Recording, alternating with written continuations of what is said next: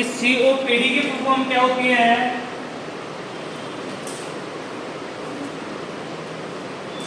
इसमें लिखना chronic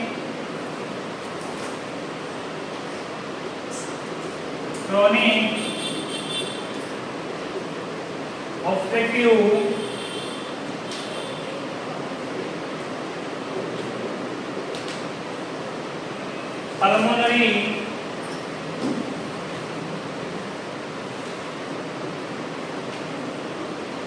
pulmonary disease.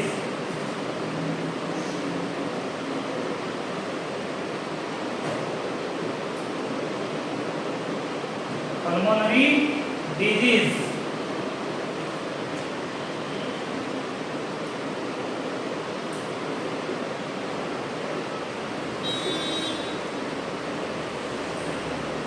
C से,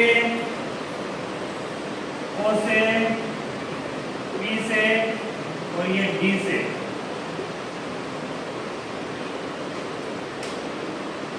Chorionic obstructive pulmonary disease।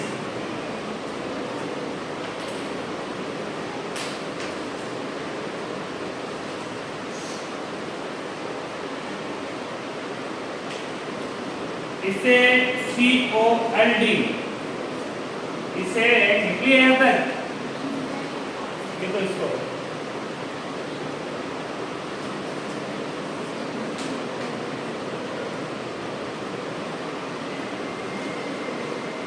इसे COLD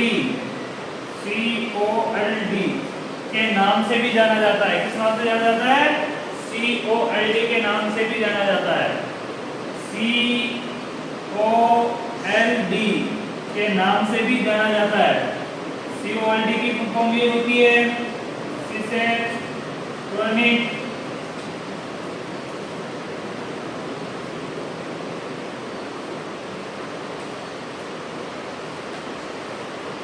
ऑब्स्ट्रक्टिव लंग्स डिजीज।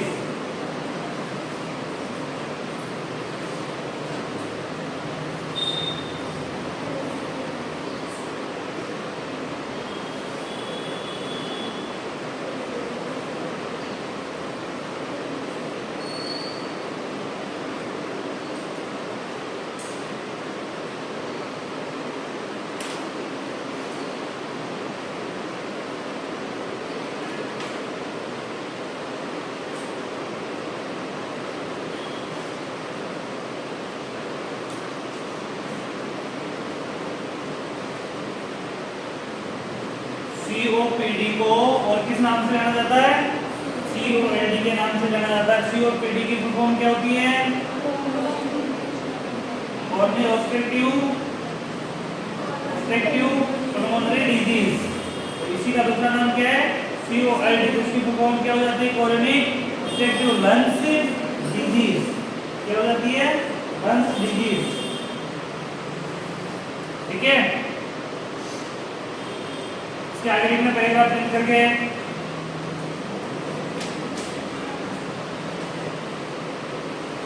अब अपन क्या कौन सी बीमारियां पढ़ रहे हैं अभी?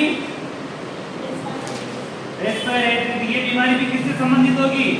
रेस्पिरेटरी। जो लंग्स आ रहा है या पल्मोनरी आ रहा है, तो ये सारी किससे संबंधित है? रेस्पिरेटरी से संबंधित बीमारी। इसमें आगे लिखना COPD के अंतर्गत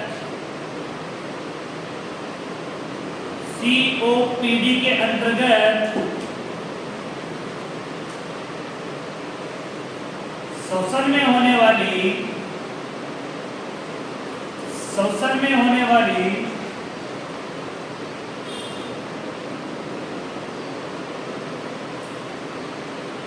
संरचनात्मक एवं कार्यात्मक परिवर्तन, संरचनात्मक एवं कार्यात्मक परिवर्तन, संरचनात्मक एवं कार्यात्मक परिवर्तन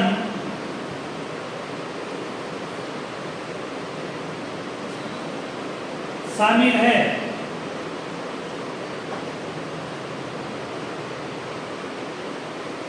COPD के अंतर्गत श्वसन में होने वाले अंतरात्मक कार्यात्मक परिवर्तन शामिल है। जो व्यक्ति की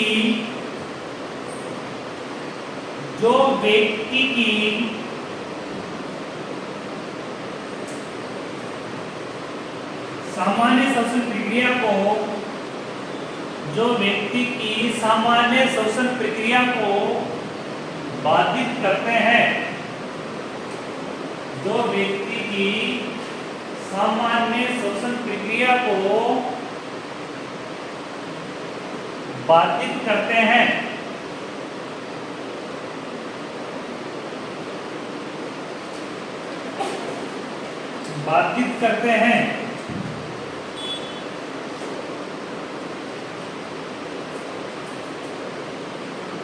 ये बीमारी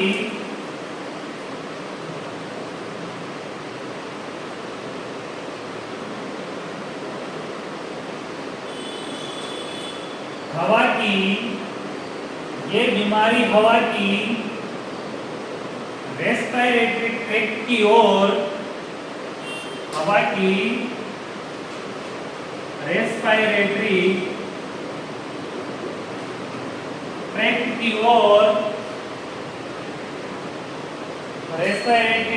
की ओर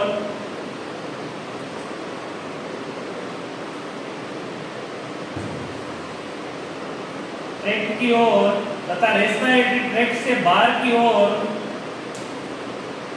रेस्पिरेटरी ट्रैक्ट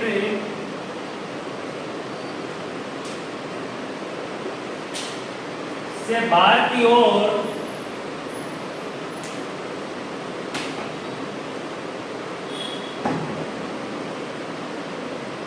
होने वाली गति में बाधा उत्पन्न करती है।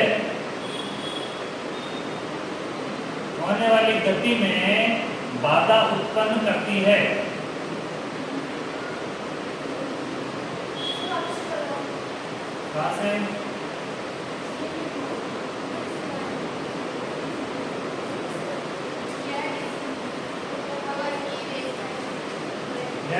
ये बीमारी हवा की रेस्पिरेटरी की ओर से रेस्पिरेटरी ट्रैक्ट से बाहर की ओर होने वाली गति में बाधा उत्पन्न करती है।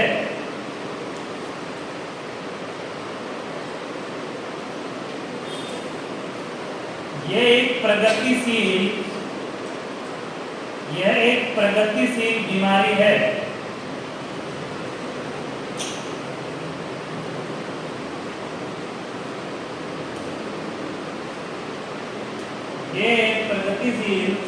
बीमारी है।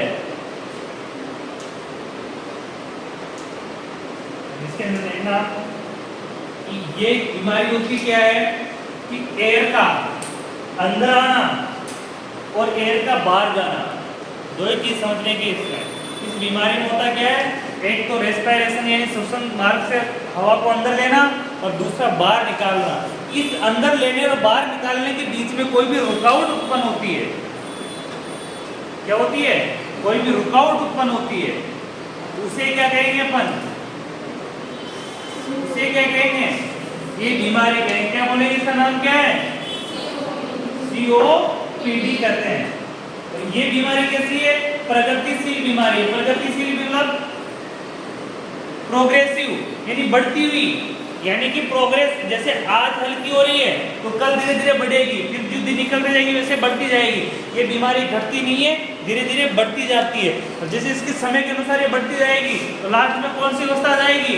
अस्थमा की अवस्था, यानी सांस चढ़ने लग जाएगा, श्वसन क्रिया भारी होने लग जाएगी। ठीक है, इसमें आगे लिखना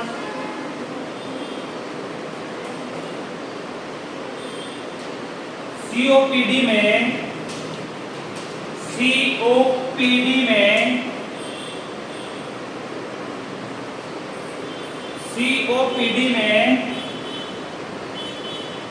4 बीमारियों को शामिल किया जाता है। COPD में 4 बीमारियों को शामिल किया जाता है।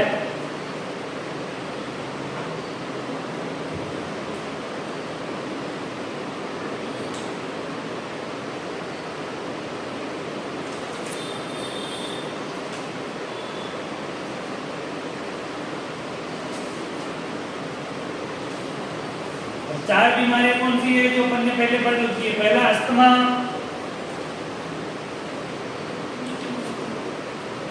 अस्थमा, सेकेंड एम्पाइमा,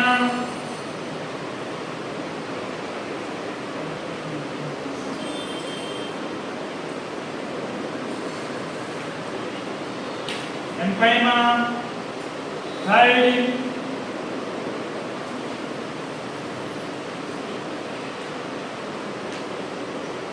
ब्रांचियोलाइटिस, ब्रोंकाइटिस,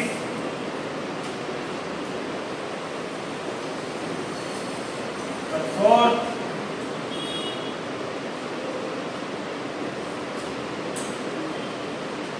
ब्रोंकियोएक्टेसिस,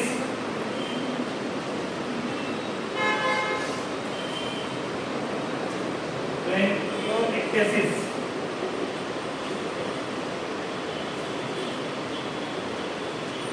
सभी को चारों बीमारी अपनी पढ़ी है पहले।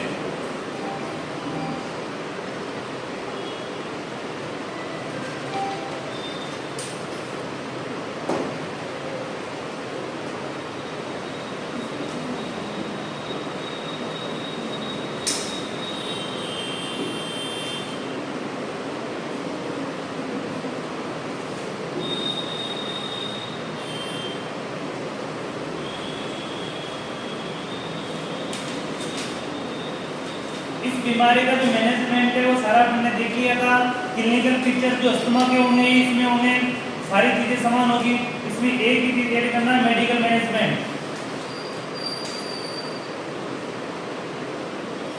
आगे लिखना इसका मेडिकल मैनेजमेंट और इसके क्लिनिकल पिक्चर पढ़ेंगे। साइन सिस्टम जो अपन अस्थमा के पढ़े हैं, एम्फाइमा के पढ़े हैं, ब्रोंकाइटिस के पढ़े हैं, वो सारे मिक्स है, इसमें से आएंगे लक्षण। इसमें आगे देखना इसका ट्रीटमेंट, मेडिकल मैनेजमेंट,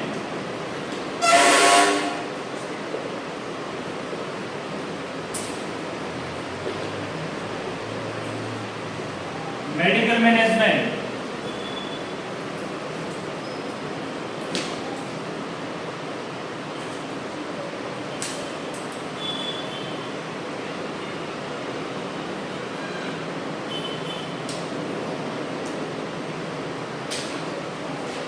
फर्स्ट में जो दवाइयां यूज में की जाती है उस दवाइयों का नाम है ब्रोंको डायलेटर्स।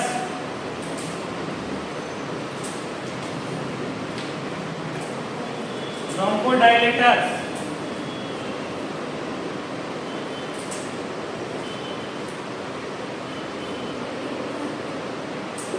ब्रोंको डायलेटर्स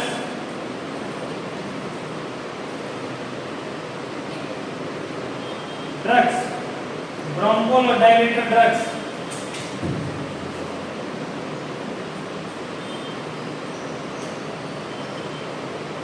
अब जो ब्रोंकोडायलेटर ड्रग है ये दवाएं क्या काम करती है? ये ब्रोंकियो के अंदर जो डायलेट हो रखी है, ब्रोंकियो के अंदर जो अपने लंग्स के अंदर की जो ग्रंथियां हैं, लंग्स के अंदर की जो ग्रंथियां सेल्स है, उनमें किसी प्रकार की कोई डायलेशन हो रखा है, किसी प्रकार का कोई उसमें अलग सिस्टम हो रखा है, कॉम्प्लिकेशन हो रखा है, उनको ठीक करके उनको खोलने का काम जो करने वाली दवाइयां हैं, श्वसन क्रिया को बढ़ावा देने वाली दवाइयां हैं, उनको किस नाम से जानते हैं? ब्रोंकोडायलेटर्स ड्रग के नाम से। जैसे ये तो ग्रुप का नाम है, इसमें कौन कौन सी दवाइयां हैं? जैसे लिखना ब्रोंकोडायलेटर ड्रग के अंदर, जैसे अपन फीवर का ग्रुप कौन सा पढ़ते हैं? फीवर का कौन सा पढ़ते हैं? फीवर में कौन सी दवाएं देते हैं? एंटीपायरेटिक। एंटीपायरेटिक कोई दवाई का नाम थोड़ी ना है, एंटीपायरेटिक उसके ग्रुप का नाम। अगर दवाई का नाम देखेंगे तो एंटीपायरेटिक दवाएं कौन सी है? पैरासिटामोल हो गई, डाइक्लोफेनिक हो गई, एक्लोफेनिक हो गई, ये सारी दवाएं किसके अंदर आएगी? फिर एंटीपायरेटिक के अंदर। इसी प्रकार दर्द के लिए ग्रुप कौन सा पढ़ते हैं? एनाल्जेसिक। इसलिए ब्रोंकियो के लिए कौन सा ग्रुप पढ़ेंगे अपन? Bronchodilator drug. ब्रोंकोडायलेटर ड्रग के अंदर पहला लिखना एब्यूटेरोल,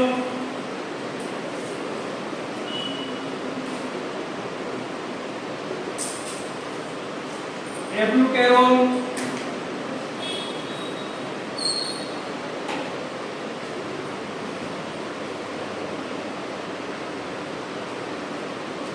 साल्मेटेरोल,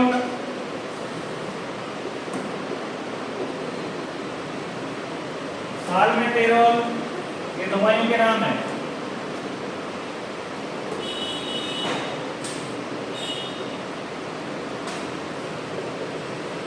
एमिनोफिनॉल नहीं, एमिनोसाइलाइन,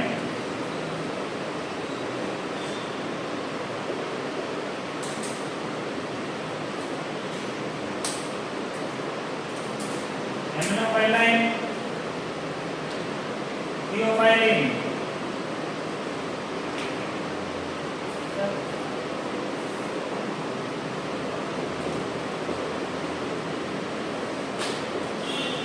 थियोफाइलिन,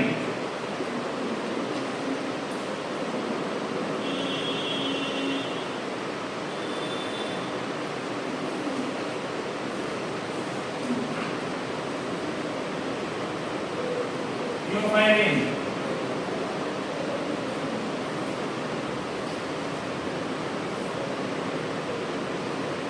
इसलिए पहला ग्रुप कौन सा पढ़ा अपन ने इसका दवाइयों का? ब्रोंकोडायलेटर्स। कौन सा पढ़ा है? ब्रोंकोडायलेटर्स। फिर सेकंड ग्रुप देखना, सेकंड ग्रुप कौन सा होगा? Corticosteroids, corticosteroid drug.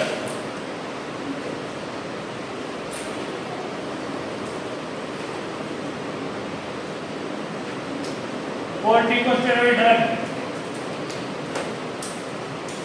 Corticosteroid drug में कौन कौन सी दवाई है? कॉर्टिकोस्टेरॉइड ड्रग में देखना कौन कौन सी है? डिक्लोमेथाजोन, डिक्लोमेथाजोन,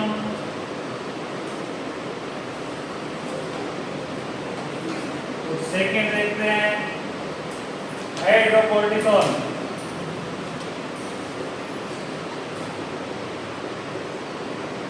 हाइड्रोकोर्टिसोन दो ही काफी है।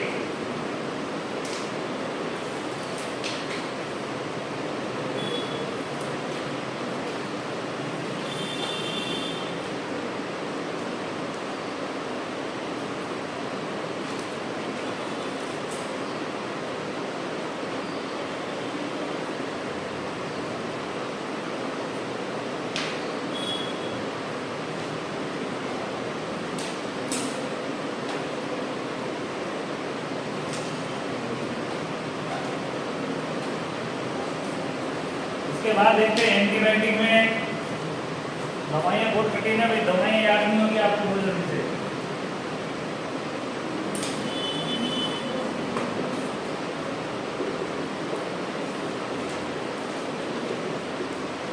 एंटीबायोटिक ड्रग जिस दिन आपको दवाइयाँ याद होगी उस दिन समझ जाना कि आप नर्सिंग कंप्लीट हो गई।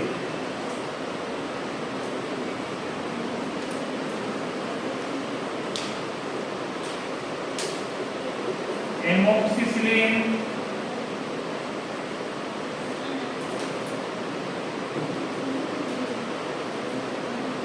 एमोक्सिसिलिन, सेकंड कितना? एरिथ्रोमाइसिन,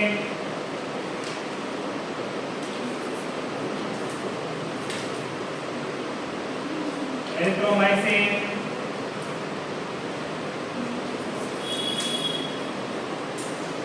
एजिथ्रोमाइसिन,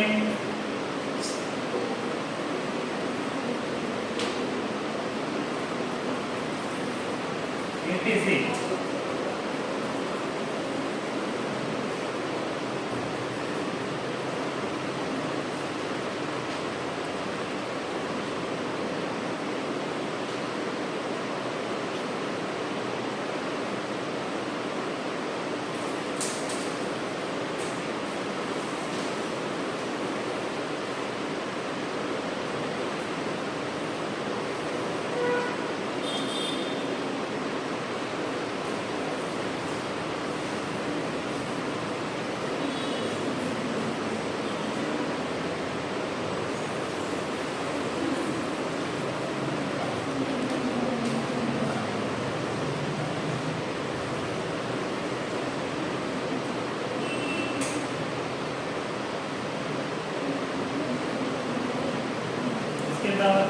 क्लियरिंग में था निमोनिया। निमोनिया तो पहले पढ़ लिया हुआ शायद आप लोगों ने, निमोनिया पढ़ लिया, निमोनिया को पढ़ने की जरूरत नहीं है। और जिन्होंने नहीं पढ़ा, जो नए स्टूडेंट है उनका नया बैच स्टार्ट होगा तो उसमें सब पढ़ा दिया जाएगा।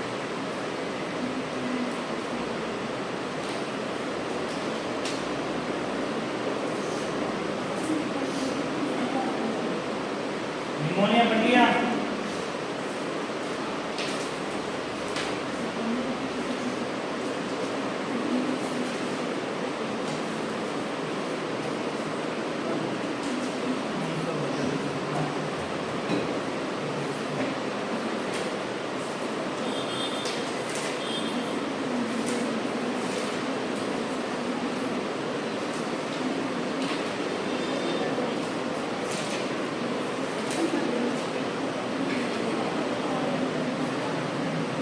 निमोनिया पढ़ लिया अपन ने, टीबी पढ़ ली।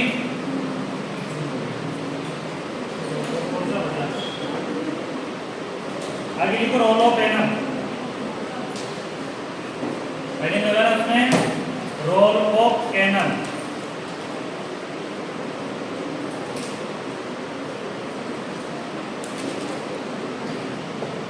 Role of annum.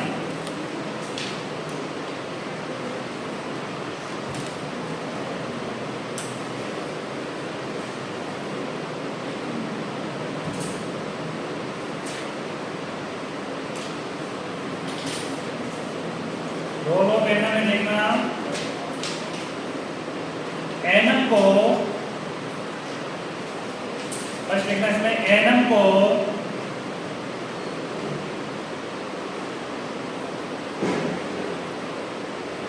श्वसन संबंधी समस्याओं, एनम को श्वसन संबंधी समस्याओं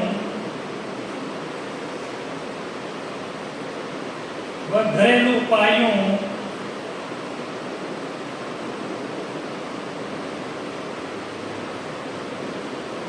को निम्न प्रकार करना चाहिए।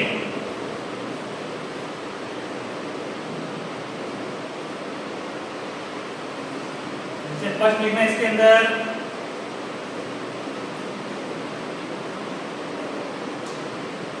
रोगी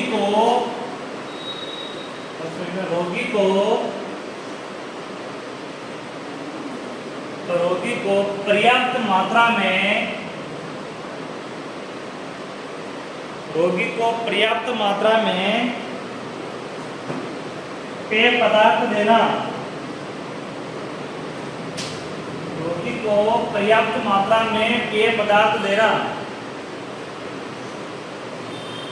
रोगी को पर्याप्त मात्रा में पेय पदार्थ देना।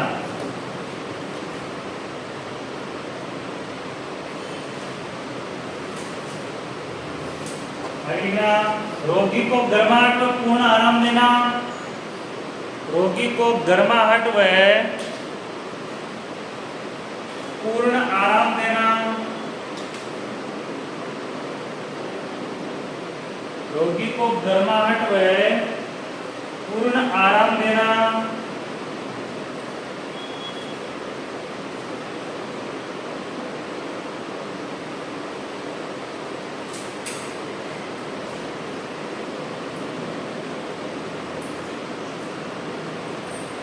नेक्स्ट लिखना, रोगी को प्रचुर मात्रा में, रोगी को प्रचुर मात्रा में पौष्टिक पदार्थ देना, रोगी को प्रचुर मात्रा में पौष्टिक पदार्थ देना,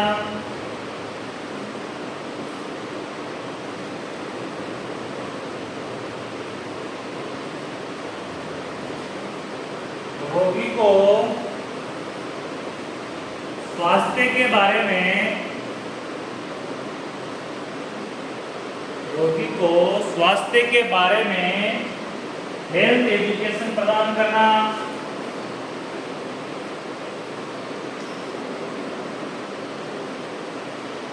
रोगी को स्वास्थ्य के बारे में हेल्थ एजुकेशन प्रदान करना,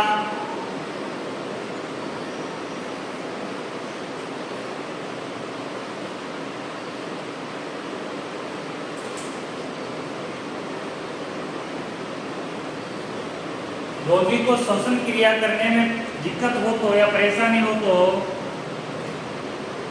रोगी को श्वसन क्रिया करने में परेशानी हो तो, रोगी को श्वसन क्रिया करने में परेशानी हो तो ऑक्सीजन O2 प्रदान करना,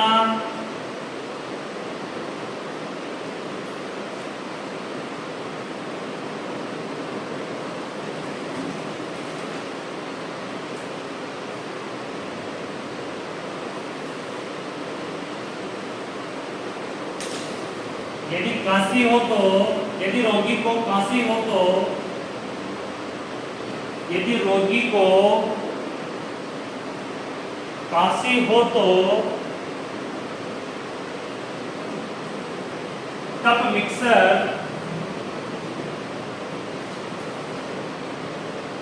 कफ मिक्सचर या काशी की दवाई लेना।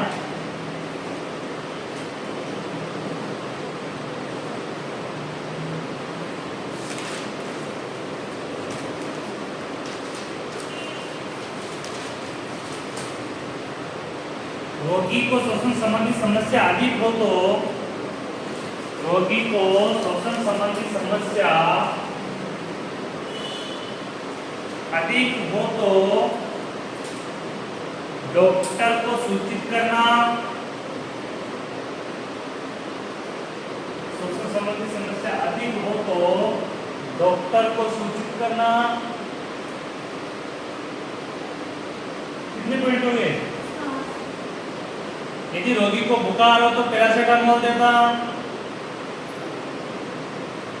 यदि रोगी को बुखार हो तो पैरासीटामोल देना।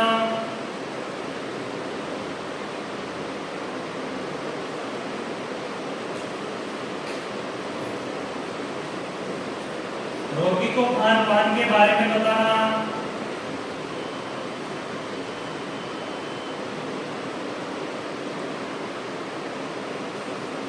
रोगी को खान पान के बारे में बताना। और लास्ट में ना हेल्थ एजुकेशन देना।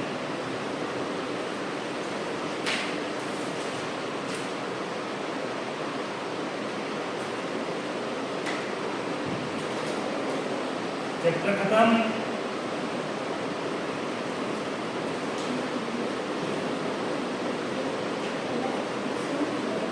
आपके रेस्पिरेटरी जो प्रॉब्लम वाला चैप्टर था खत्म हो चुका है। इसके बाद चैप्टर चलेगा HM पेन।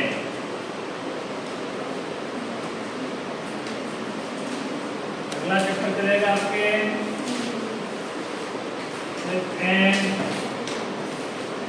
पेन।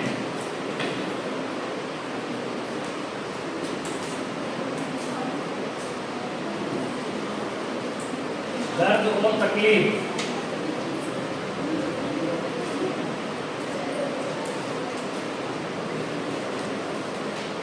तकलीफ व दर्द,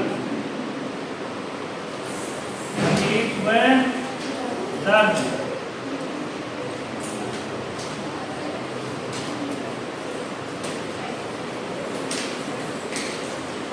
पीड़ा के बारे में जानते हो?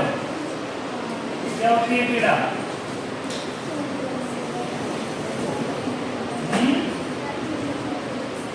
दर्द को कैसे परिभाषित करोगे आप?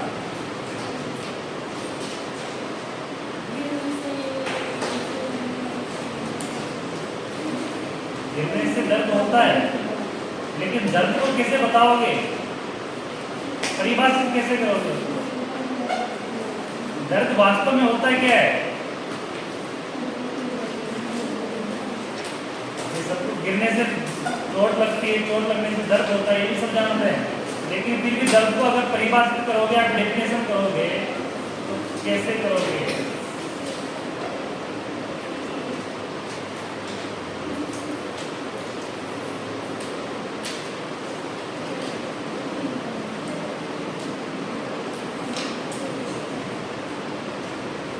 दर्द क्या है? अपने शरीर की असुखद अनुभूति है। क्या है? असुखद अनुभूति है। असुखद यानी सुख नहीं देने वाली। अपनी बॉडी किसमें रहती है? रिलैक्स रहती है। रिलैक्स रहते तो अपन किसमें रहते हैं? सुख में रहते हैं। तो दुख क्या है? दर्द एक असुखद अनुभूति है, यानी कि अपना अनुभव है जिसमें अपन क्या करते हैं? अपने आप को सुख में नहीं मानते हैं। उसका अनुभव है। शरीर में चोट आदि लगने से दर्द का अनुभव होता है। क्या होता है?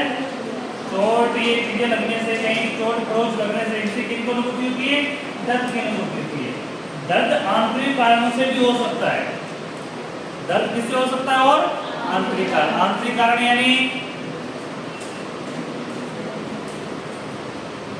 कारण यानी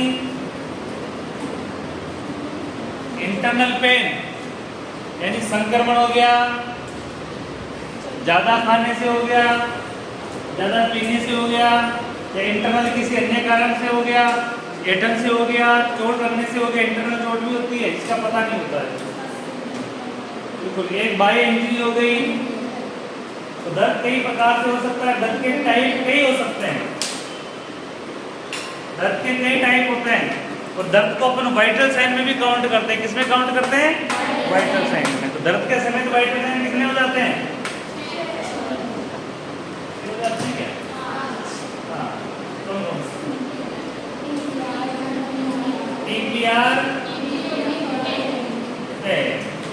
तो पेन पढ़ने वाले की पेन कैसा होता है? ठीक है, आज के लिए काफी है। आगे हम अगली क्लास में